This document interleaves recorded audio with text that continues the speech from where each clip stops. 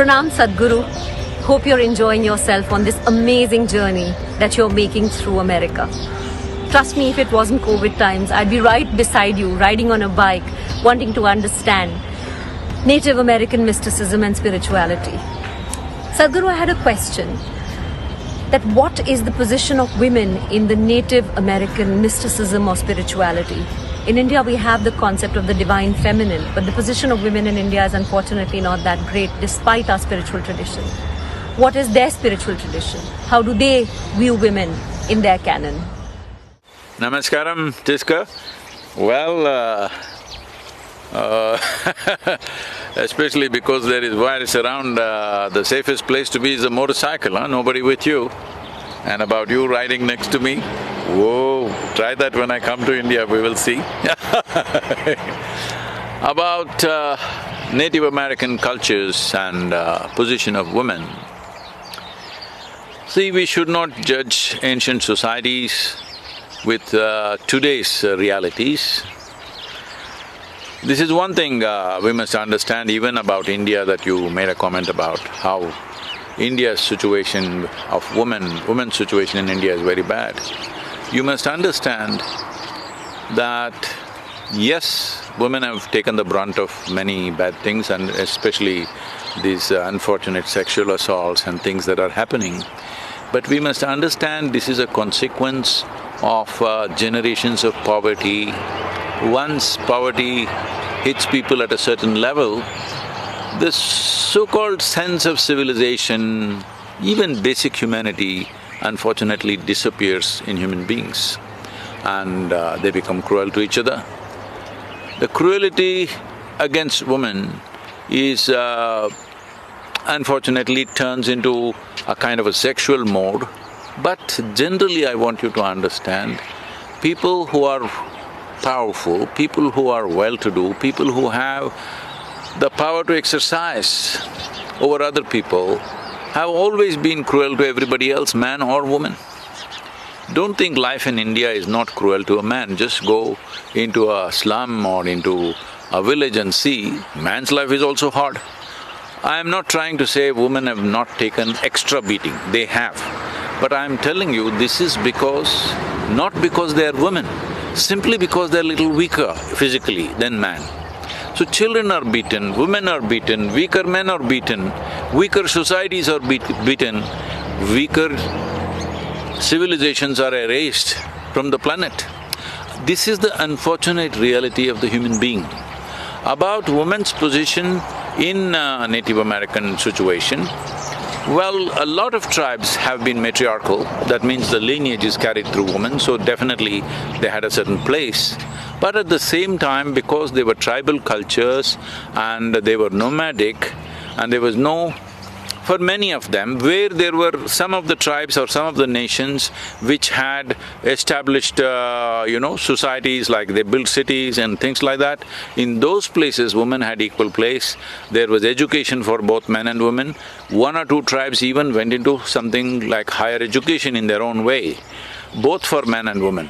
So there was reasonable equality, but you must understand, today what you see, a kind of a level playing ground that is beginning to arise everywhere in the world for men and women is not happening because of emancipated mind, it is happening because of technology. Because of technology, man's muscle is no more that significant. It is not significant at all.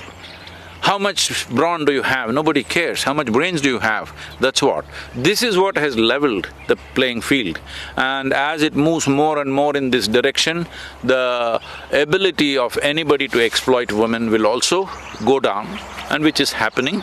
Not rapidly enough, it must happen in our generation, unfortunately it's not happening rapidly enough.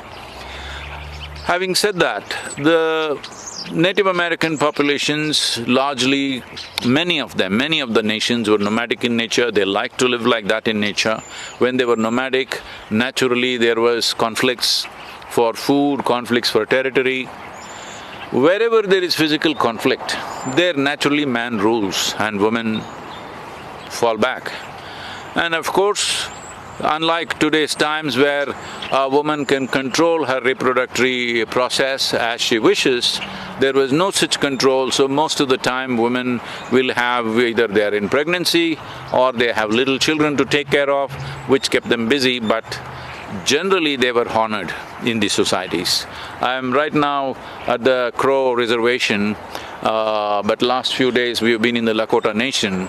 In the Lakota Nation, the women were hugely honored and they were very strong women. There are cases, or there are many cases where when they were under attack, when they had to be quiet and hiding, in that hiding, when under the noses of soldiers who are wanting to kill the men, under their noses, women delivered children without a whimper, without one little sound coming out of them, in spite of what it takes to deliver a child. And that is the kind of strength they possessed. So, they were hugely honored for that. And naturally, in a society where a lot of young men die, producing children or producing male children becomes a very important part, because always there is conflict and young men keep dying. So, considering those situations, considering the times in which they existed, I think generally these cultures treated women very well, I would say, not in today's standards, but in those standards, because men had to go out all the time. It is the woman who managed the home, it's the woman who managed the situations. About mysticism, there have been many medicine women also, as there have been medicine men. And above all, the prophet, one of the few prophets that exist in the Native American culture, the white buffalo calf woman, she is the prophet. She is the one who is supposed to have given all the wisdom and knowledge to the Lakota nation. So, the main prophet who rules them, who rules their consciousness, is a woman. I think that's a great honor. But physical realities were harsh, so naturally, women took a certain amount of more beating, I would say, than men, because of childbearing, of little children, the care and concern, the emotion, all this, I'm sure it was a tough life, but they played their role with great dignity.